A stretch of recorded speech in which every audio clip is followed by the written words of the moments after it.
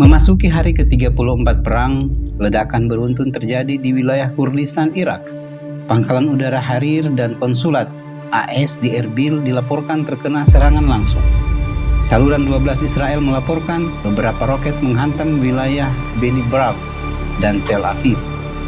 Media Israel Hayom menambahkan dampak serangan roket Iran tersebut menyebabkan genangan air di sejumlah ruas jalan Beni Brak. Warga Den Haag, Belanda, berdemonstrasi menolak perang dan menyuarakan dukungan untuk Iran.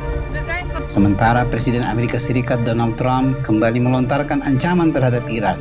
Dalam pernyataan dini hari tadi, ia mengancam akan menyerang seluruh pembangkit listrik Iran jika kedua pihak tidak mencapai kesepakatan.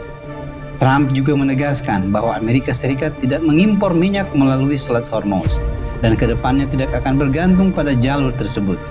Menurutnya, negara-negara yang menerima pasokan minyak dari Selat Hormuzlah yang seharusnya memegang peran utama dalam mengamankan jalur pelayaran minyak. Lebih lanjut, Trump menyalahkan Iran atas kenaikan harga bahan bakar di Amerika Serikat. Ia mengklaim bahwa kenaikan harga bensin di AS sepenuhnya akibat serangan Iran terhadap kapal-kapal tangkar komersial dan negara-negara tetangga. Trump juga mengklaim bahwa target-target yang ingin dicapai sudah semakin dekat. Dan dalam 3 minggu ke depan akan ada serangan-serangan keras yang dilancarkan. Berhubungan dengan berita sebelumnya, klaim Trump justru berdampak sebaliknya. Harga minyak langsung melonjak 5%. Masih terkait pernyataan Trump saat pidatonya berlangsung, indeks berjangka bursa AS justru anjlok dan memusnahkan 550 miliar dolar nilai pasar. Masih akibat pernyataan kontroversial Trump, pasar kripto ikut terseret dan lenyap lebih dari 200 miliar dolar dalam waktu singkat. Penutup rangkaian berita ini, pasar dengan cepat membaca ketidakmampuan Trump, terbukti dari lonjakan harga minyak usai pidatonya usai. Masih menyoroti pidato Trump yang kontroversial, analis BBC Bashiri Sheikh mengakui kesalahannya. Ia menyebut Trump bukan presiden sungguhan, melainkan seorang badut dan aib bagi Amerika. Senator Chris Coons menanggapi pidato Trump, menyatakan tidak ada program yang jelas. Ia menilai Trump berbicara tanpa substansi, tidak stabil, tidak serius, dan berada di luar batas kemampuannya. Anggota Kongres Amerika Serikat, Chris Van Hollen, menilai Trump seperti biasa berbohong. Ia menyebut Trump delusional, berbahaya bagi Amerika dan dunia, dan satu-satunya yang pasti adalah kebohongan-kebohongan selanjutnya. Analis politik Mark Slapinski menilai Trump sudah kehilangan akal dan menyebutnya perlu dimasukkan ke panti jompo. Masih dalam rangkaian reaksi keras terhadap pidato Trump, pembawa acara CBS menilai pidato tersebut tidak mengandung hal baru. Menurutnya, pidato itu hanya terasa baru bagi mereka yang belum pernah mendengar omongan Trump sebelumnya. Beralih dari reaksi internasional, masyarakat Iran menunjukkan solidaritas. Rakyat Babol hadir luar biasa dalam salat istighatsah tadi malam. Sementara itu, warga Hamadan juga berkumpul seraya memohon pertolongan kepada Imam Mahdi, serta meneriakkan dukungan teguh mereka kepada Iran dan revolusi.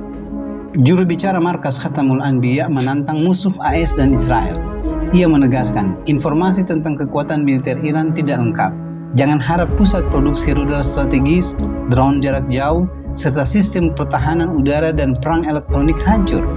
Iran memperingatkan, jangan coba-coba menghitung rudal dan drone kami, karena kalian akan salah langkah.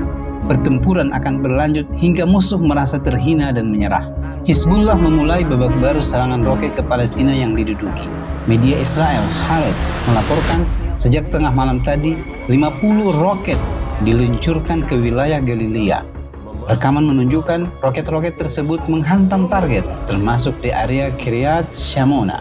Operasi True Promise 4 memasuki gelombang 90. Pasukan Garda Revolusi Iran melancarkan serangan rudal dan drone gabungan dengan sandi Ya Man Huwa Syadidul Iqab. Serangan berlangsung sejak dini hari secara terus-menerus dan mengerikan. Targetnya adalah industri baja milik Amerika di Dubai, bagian pabrik aluminium Amerika di Bahrain yang selamat dari serangan sebelumnya, serta fasilitas persenjataan Rafael dan persembunyian pasukan teroris Amerika dekat kota Manama.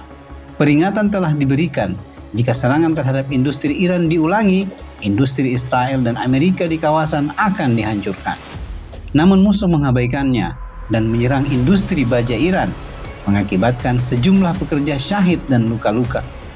Dalam operasi ini, puluhan teroris Amerika tewas dan terluka.